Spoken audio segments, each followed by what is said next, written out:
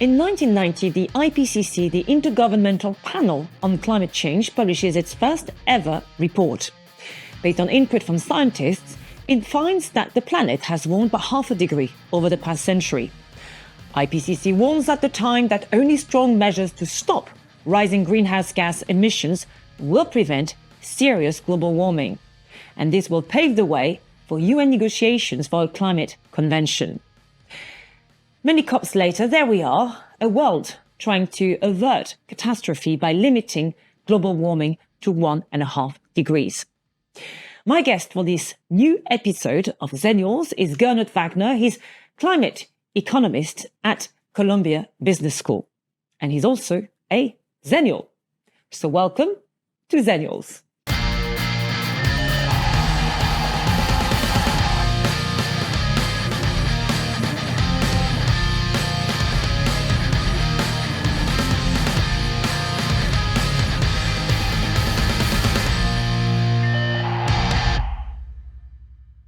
Hello, Gernot. Hi, Charlotte. Great to be here.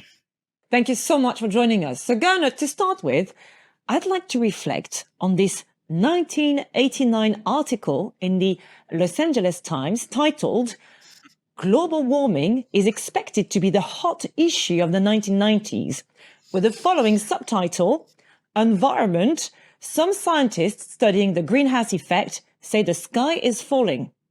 Others believe the best advice is to stay cool."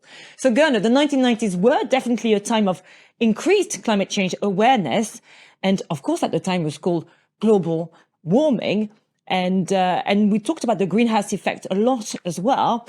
How do you reflect on this headline from 1989?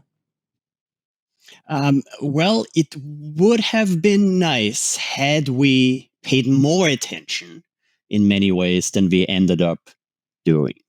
We knew enough to act, and basically, well, we tried certain things. There are lots of things did happen, like Kyoto Protocol in 1997. There was a big build-up to that. And then it turned out that, frankly, we ended up doing much too little to, in fact, turn this ship around. Gernot, since you are a Xennial like me, tell us about your personal journey of awareness of climate change and why you decided to devote your life so far to it.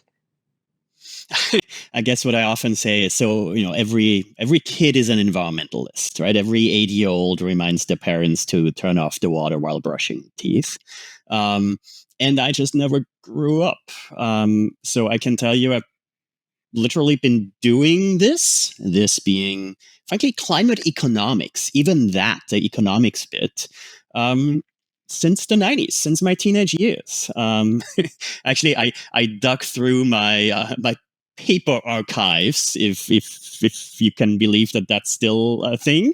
But I have this McKinsey article from 1996 where so this was me, naive little Austrian kid, 16-year-old at the time, no internet yet, trying to figure out what it is that makes business leaders, economics more broadly, and climate be at odds with each other. And I stumbled upon this newspaper clipping about competitive advantage through going green, right? Sort of this very nerdy thing for a 16-year-old. And it mentioned McKinsey, the consultancy. So I wrote this very earnest handwritten letter to New York and got a brochure back, sort of along the lines of, right, so, stay in school, don't do drugs, and call us again in 10 years. And I still have that. And yes, the title was Competitive Advantage Through Going Green. Sort of one of the very, very early entries into this category that, of course, by now is much, much more prominent. But yeah, that set me off on this. It's not economics or climate change or the environment. It's both. We've got to figure out how to channel re-guide market forces, for lack of a better, less nerdy term, and basically work with as opposed to against. It's interesting in light of what's happened recently in the US with many financial institutions and investors pulling back from promises they had made to be more committed to fighting climate change. This link between being green and being economically competitive, do you think it's well understood? No, is the short answer. And maybe I should stop there, because in many ways, right, that's the task in many ways. It is about educating. It's about figuring out how to, frankly, make clear that yes, climate risk is financial risk. But the amazing thing in many ways is that, right, so there's this term greenwashing. There's also a term called green hushing, which is actually much more important in this context. So yes, there's some big banks prominently exiting certain alliances, while actually they're not changing much in terms of their investment strategy. Or if anything, they're doubling down on investing in low carbon, high efficiency, and so on. They just don't want to talk about it because of political backlash from one side of the aisle, to put it bluntly.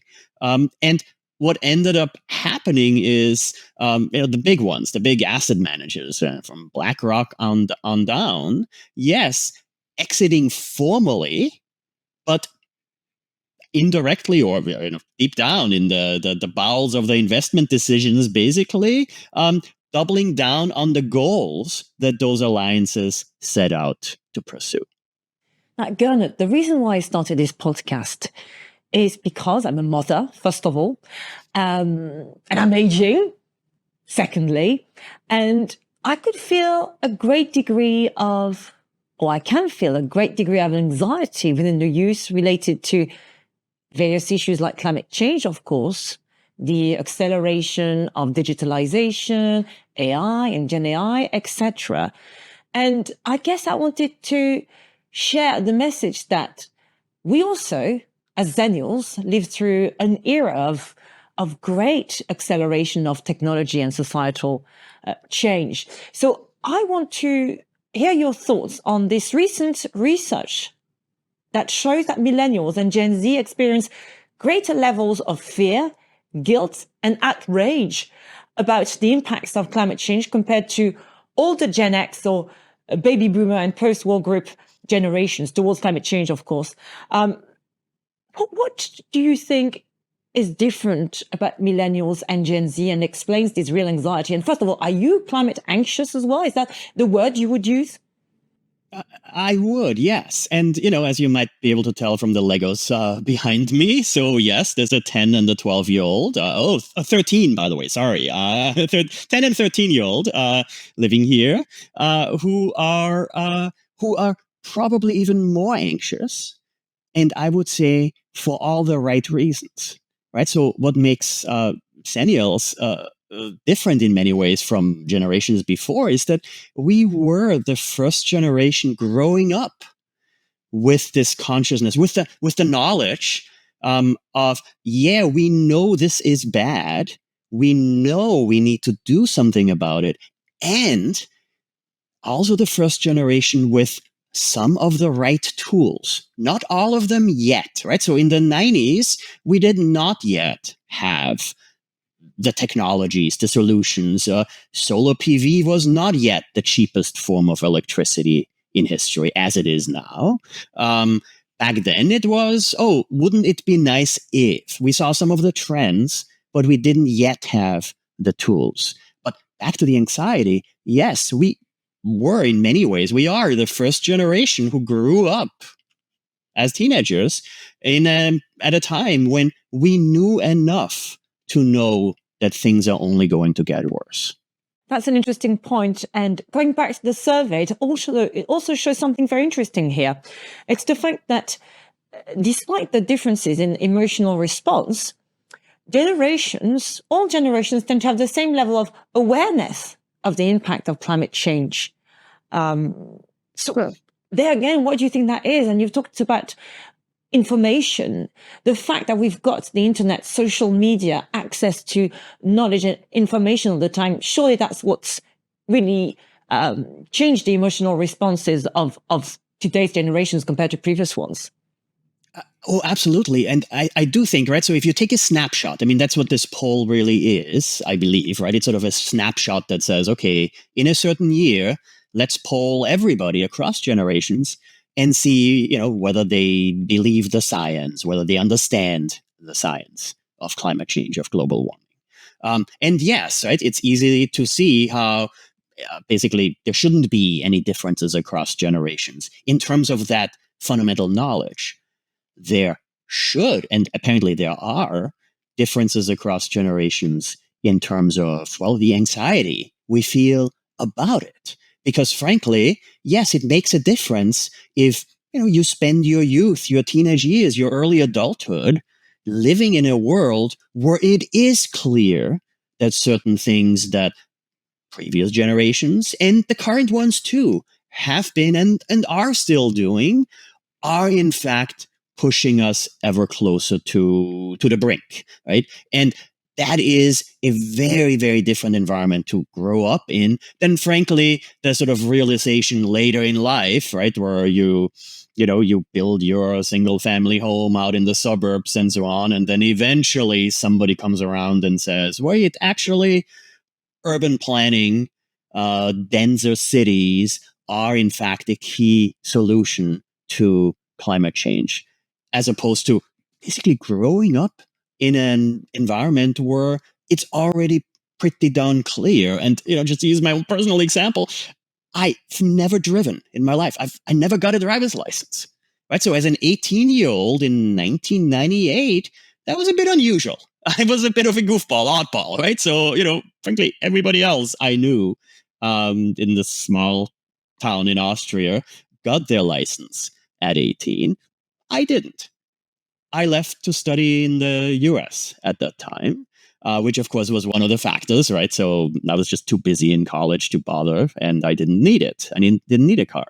Okay, by now, here in New York, right? I live in a city where I think it's like 90% of us don't own cars, and over 60% of adults driving age don't bother with a license, right? So some of us might have driven in the past, but it's just like, why? Why do you need to stand in line to get your driver's license renewed if you don't, in fact, need it? And that's a big, big change. And there's also a generational shift here, right? So 18-year-olds today are less likely, much less likely to bother with the driver's license. Okay, what does that mean? Okay, they live in the city. They live closer to public transport. They live in, smaller apartments in more dense urban environments. And that is a very, very different world to grow up in, where it is, frankly, painfully obvious that there are better ways to organize ourselves as a society, and there are some worse ways that have a bigger, worse environmental impact. Absolutely. Now, a message of hope, hopefully, Gernot. In the 90s and early noughties, there was a notable environmental achievement. The chemicals responsible for the hole in the ozone layer, the CFCs, were phased out in Europe and phased down in the rest of the world. And this was achieved mostly thanks to the 1987 Montreal Protocol, a global agreement that came into force in 1989.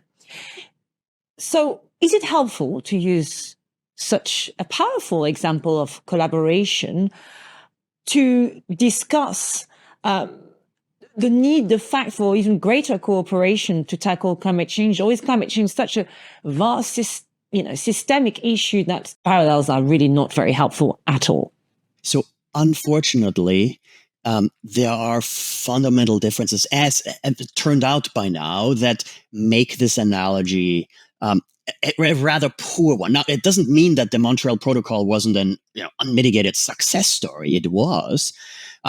It also, in many ways, served as the template of what ended up being the Kyoto Protocol of 1997, where, yes, we negotiated a top-down climate agreement that included Europe, the US, some other rich nations, Japan, Russia as well. It excluded India and China and much of the developing world, and didn't exclude in the sense of not include in the overall negotiations, but there were no commitments for India and China. And overall, the top-down approach ended up not working in many ways for climate, as it did for the Montreal Protocol, for the ozone hole in the atmosphere. And I think the big difference is that CO2, oil, coal, gas, producing CO2, causing those emissions, causing climate change, are just much more ubiquitous. So that's one. And then two, even in 1989 already, we had alternatives. DuPont, the company that held the patent for the CFCs, also already had the patent for what came next, for the replacements. Right? So that makes it very much easier to say, oh, yeah, let's ban the offending substance. Let's make sure we phase it down and eventually out to heal the ozone hole.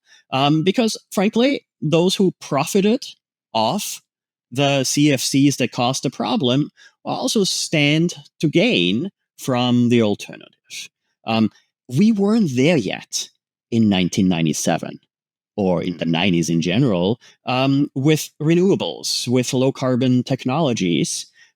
By now, arguably, we are. By now, we live in a world where, yes, heat pumps, induction stoves, and electric vehicles, renewables more broadly, are fundamentally better technologies, are better technologically than what has come before, and are increasingly the smarter economic choice.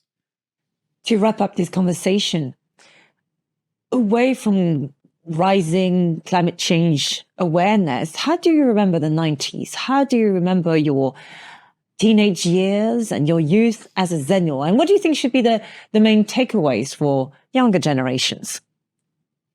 I remember it as very analog, very offline, which is a silly thing to say in a world where, frankly, there was no online yet. But basically, that's the point, right?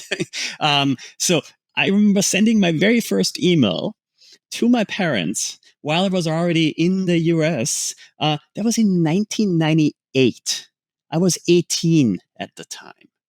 All right. So, okay, what does that mean practically for, a nerd like myself growing up in the 90s? It meant books. It meant, spending lots of time outside and so on. It certainly didn't mean phones. They didn't exist yet, right?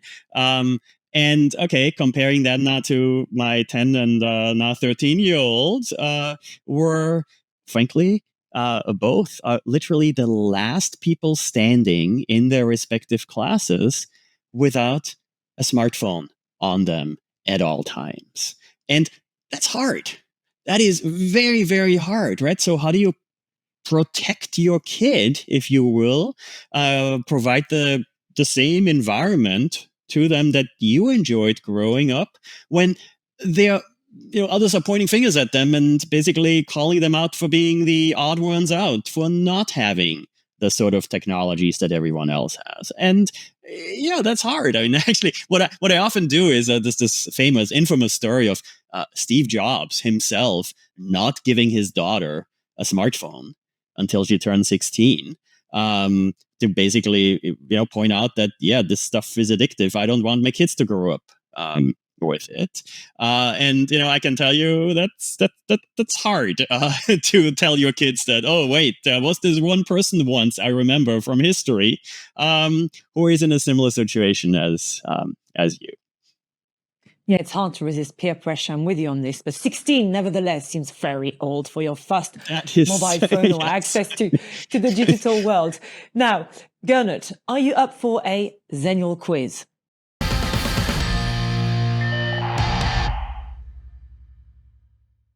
Okay, so Gernot, what was your favorite album of the 90s? Okay, so that's a hard one. I may have mentioned I spent more time with books, but I do remember being addicted to U2, being addicted to sort of the typical pop songs on Austrian radio in this case. So yeah, I'll stick with U2's. U2 is definitely a recurring feature of our quiz, let me tell you. Your favorite movie of the 90s? That's easy. Life is Beautiful. Largely because that was the first movie I saw with my now wife of 22 years by now. So that was, I think, in 97, 98. Yeah, that was actually, full disclosure, that was basically my first date I ever went to. Yes, we've been married for 22 years now. Well, obviously it worked. Well done. But it is a beautiful movie indeed. It's very emotional, fantastic. Very, very powerful. Now, your favorite book of the 90s? Okay, are you ready for this?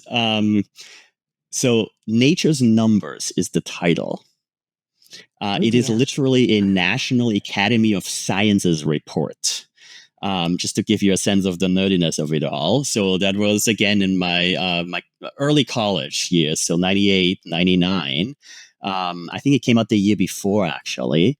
But I ended up spending 3 or 4 years of my life immersed in this topic. And it's basically about green accounting, right? It's basically about, look, the way we count economic activity, GDP, is completely off. We've got to include nature's numbers. We've got to include ecosystem services and so on. And yeah, that book comes with quite a few equations to go with it. But I still have it. It's still on my shelf, very close to my desk at work. Yeah, it's definitely wasn't just my favorite back then. It is still very much relevant to what I do. Fantastic. Finally, Gernot, one word to describe Xennials.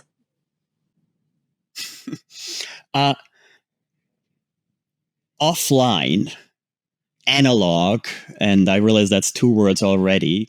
I'll go for a third then. We like triptychs, don't we?